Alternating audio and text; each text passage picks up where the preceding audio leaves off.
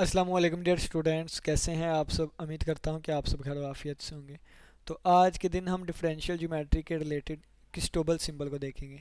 ये हमारे पास किस्टोबल सिंबल है। तो सबसे पहले देखेंगे यहाँ पे ना m दो दफ़ा आ रहा है। ठीक है, इसका मतलब ये डमी वेरिएबल है। तो एक दफ़ा m की वैल्यू 1 होगी और प्लस m की वैल्यू 2 होगी। जब m की वैल्यू 1 और 2 होगी तो ये हमारे पास समेशन कन्वेंशन इस पे यूज़ होगी। तो आएगा g1, m की वैल्यू 1 है जब, तो ये g सुपरस्क्रिप्ट i1 और ये आ जाएगा jk1। ठीक है, और इसका ये हमारे पास इसे क्या कहते हैं, गैमा। और प्लस जब m की वैल्यू 2 हो जाएगी तो ये हमारे पास i2 और ये गैमा आई के 2 हमारे पास हो गया। ठीक है, jk2, ये j है। ठीक है, jk2 हो गया। अब यहाँ पे देखें इस वाले को और इस वाले को कैसे ओपन करेंगे। तो ये हमने कल के लेक्चर में सर ने हमें बताया था कि इस चीज़ को हम कैसे ओपन करते हैं। तो यहाँ पे अगेन मैं थोड़ा सा बता देता हूँ। इसको लिखते होते हैं आई जे कोमा के, इस तरह भी लिख सकते हैं इसको। ठीक है, इसको इस तरह भी लिख सकते हैं, इसको इस तरह भी जे आई के इस तरह भी लिख सकते हैं। ठीक है, और इसको इस तरह भी लिख सकते हैं गैमा फंक्शन आई जे के। ठीक है, इसको जब ओपन करना हो तो ओपन कैसे करेंगे।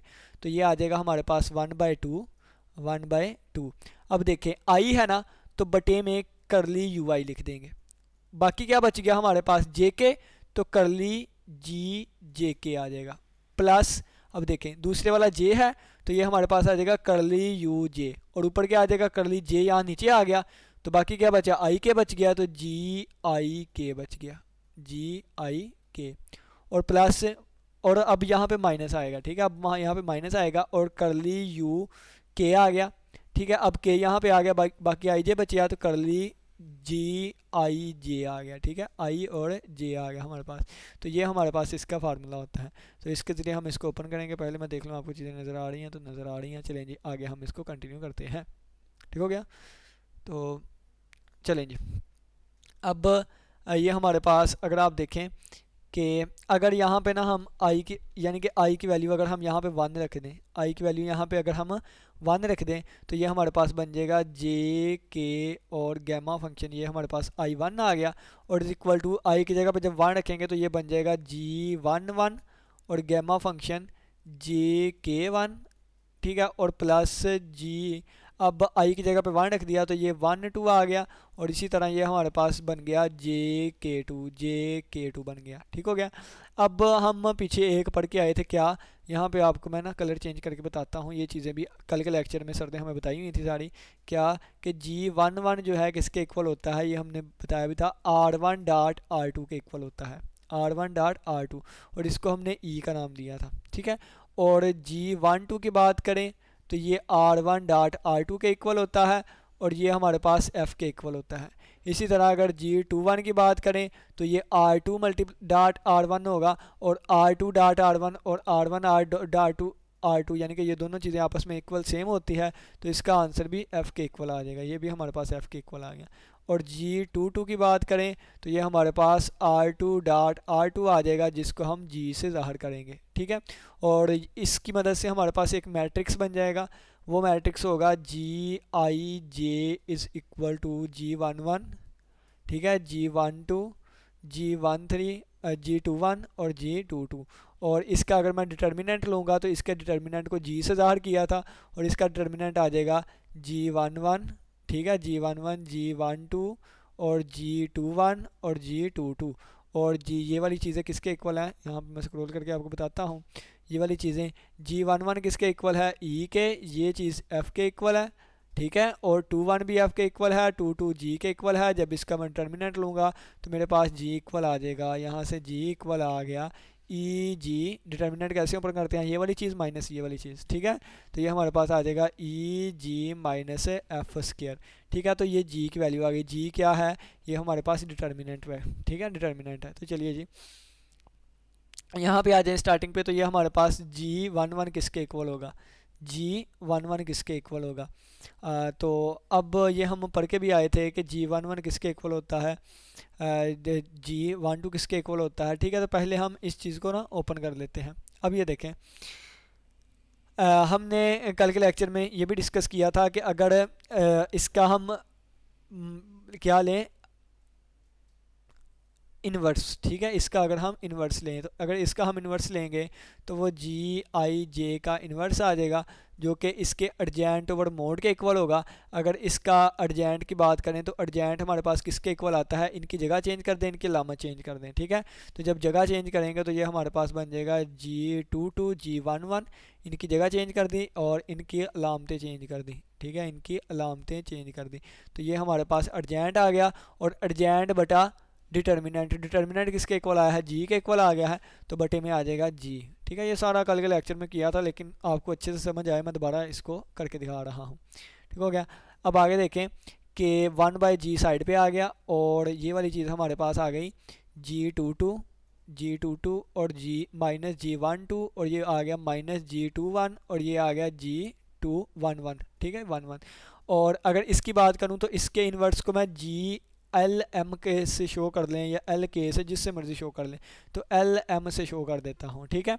तो अब यहाँ पे बात करें तो एल एम किसके इक्वल होगा, अगर इसको मैं ओपन करना चाहूँ तो ये इसके इक्वल होगा, यानी कि G11 G12 और G21 और G22। और अगर मैंने वैल्यू निकालनी हो G11 की तो G11 की वैल्यू क्या होगी, G11 की वैल्यू होगी G22 डिवाइडेड बाय 1/g यानी डिवाइडेड बाय G, ठीक है। तो यहाँ से मेरे पास इसकी वैल्यू निकल आई, क्या इसकी वैल्यू निकल के आई G22 और डिवाइड में आ गया G, ठीक है। और ये चीज़ वैसे ही J K और 1 का गैमा और प्लस G12 किसके इक्वल आएगा, ये G12 है, ये -G22 डिवाइडेड बाय G के इक्वल आएगा, ठीक है। तो -G, ये 22 नहीं है 12 है, ठीक है। तो ये माइनस से आ जाएगा यहाँ पे -G12 और बटे में आ जाएगा G और ये आ जाएगा गैमा JK2 आ गया, ठीक है, -JK2 हमारे पास आ गया। अब आगे देखें 1/g दोनों से कॉमन आ रहा है, तो 1/g जब हमने कॉमन ले लिया तो बाकी हमारे पास बचेगा G22 और गैमा JK1 और ये -1/g कॉमन आ गया G12 और ये बन जाएगा गैमा JK और ये आ जाएगा 2, ठीक हो गया।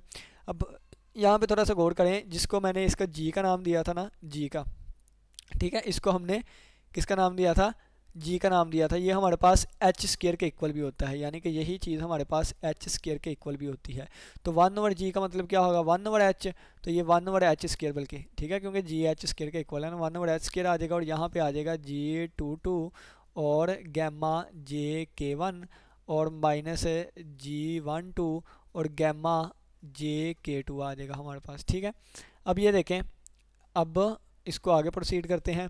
तो ये एच स्क्वायर है, ऊपर जाके h की पावर -2 हो जाएगा, ऊपर जाके हमारे पास है h की पावर -2 हो जाएगा।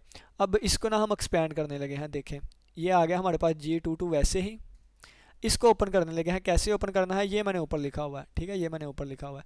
तो कैसे आएगा, ये 1/2 फार्मूले वाला, ठीक है, 1/2 देखें ना, फार्मूले में भी लिखा हुआ है। तो अब पहले इसको समझ लेना, आई जे के का गैमा है ना, अगर आई जे के का यू आई ऊपर आई के अलावा जे के आ जाएगा, यू जे ऊपर आई के आ जाएगा, ठीक है, जे के अलावा नीचे के है तो के अलावा ऊपर आई जे आ जाएगा, इसके साथ माइनस है, इनके साथ प्लस है, ठीक है। तो चलिए जी देखें, सबसे पहले क्या है, जे के आई है, क्या है, जे के आई है, ठीक है। तो इसको यानी कि इन जनरल अगर वैल्यूज़ आएंगी ना फिर हम लेके चलेंगे।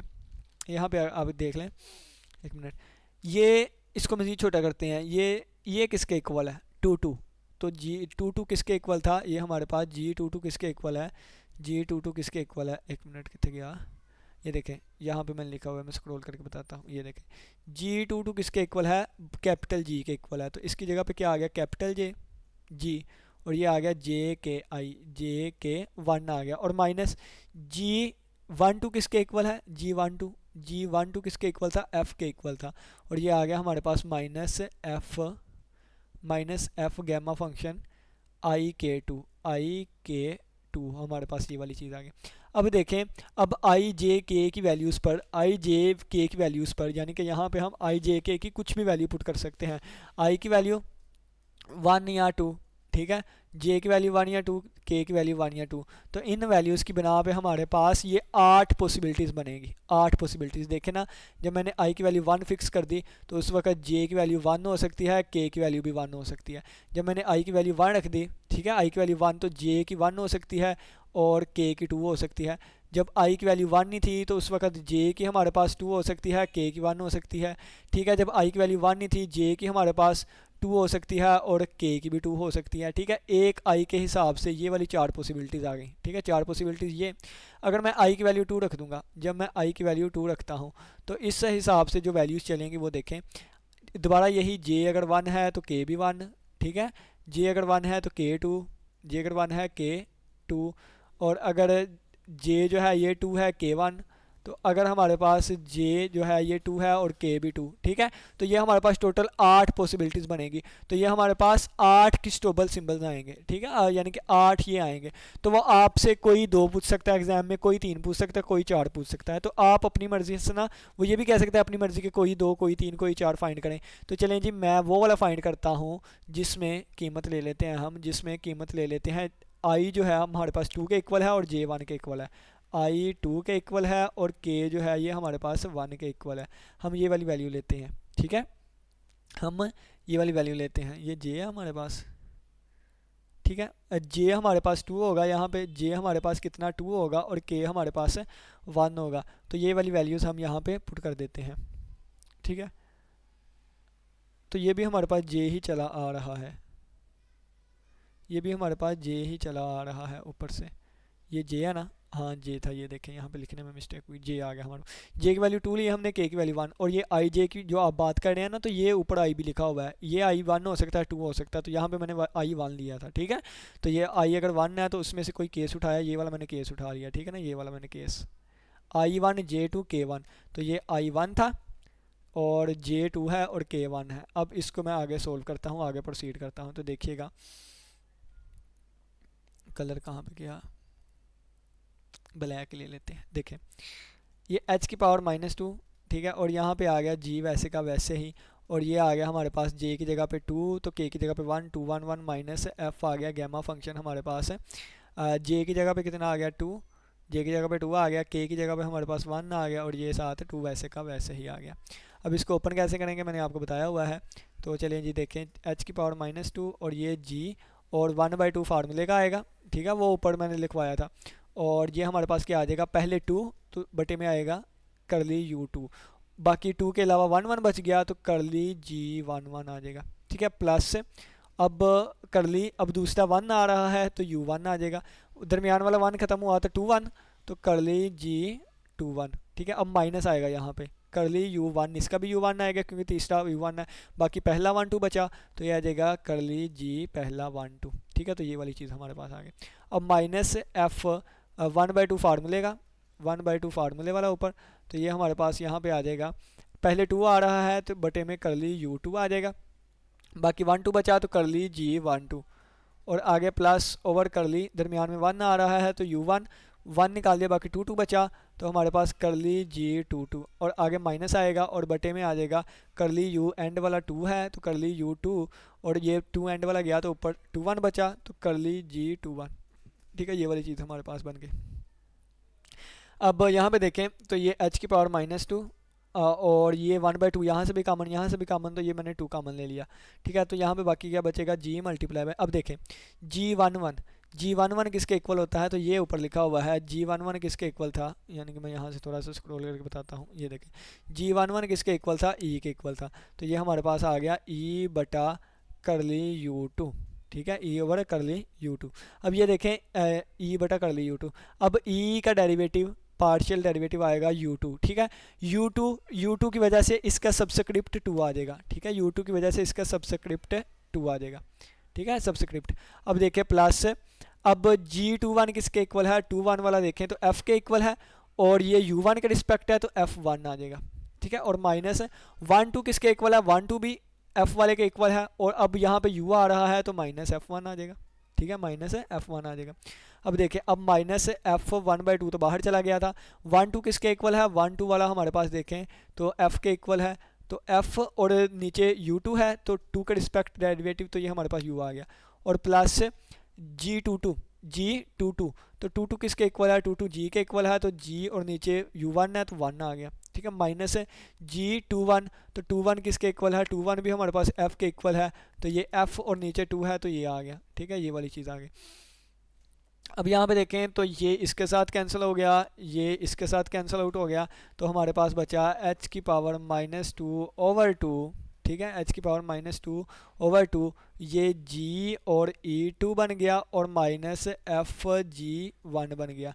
ठीक है, fg1, और ये हमारा रिक्वायर्ड आंसर आ गया। ठीक है, इसी तरह आप एक और फाइंड करना चाहें तो आप कह लें कि जोन सी मर्जी कीमतें रख के, यानी कि ये देखें आई की कीमत अब यहाँ पे 2 रख दें, यानी कि ये मैंने ये वाला केस उठाया था, एक ये वाला एक केस हम उठा के लेके चले थे, आप जोन सा मर्जी केस उठा के लेके चल सकते हैं। ठीक है, तो जोन सा मर्जी केस उठाएं और इसको लेके चलें। आप ये वाला उठा लीजिएगा, आई की वैल्यू 2 और जे की 1 के की 2। ठीक है, तो इस तरह वो जितने मर्जी पूछ सकता है। तो ये हम आज के लेक्चर में हमने क्रिस्टोबल सिंबल के बारे में देखा, इसको पढ़ा। ठीक है, तो नेक्स्ट लेक्चर में हम सेकंड फंडामेंटल मैग्नीट्यूड्स को पढ़ेंगे। ठीक है, और सेकंड फंडामेंटल फॉर्म को पढ़ेंगे, क्योंकि फर्स्ट फंडामेंटल फॉर्म जो है हमें टीचर ने करवा दिया है, तो आपने लेक्चर नोट किया होगा। तो जो आपका लेक्चर रहता है वो सेकंड फंडामेंटल मैग्नीट्यूड और सेकंड फंडामेंटल फॉर्म्स हैं, तो वो हम नेक्स्ट लेक्चर में डिस्कस करेंगे। किसी बच्चे का इसमें कोई भी क्वेश्चन हो तो लाजमी पूछिएगा। तो ये स्क्रीनशॉट ले लें या देख लें, इसको मैंने डिटेल से एक्सप्लेन करने की कोशिश की। इसके साथ इजाज़त दें, अपना बहुत सा ख्याल रखिएगा। अल्लाह हाफिज़, अल्लाह निगहबान।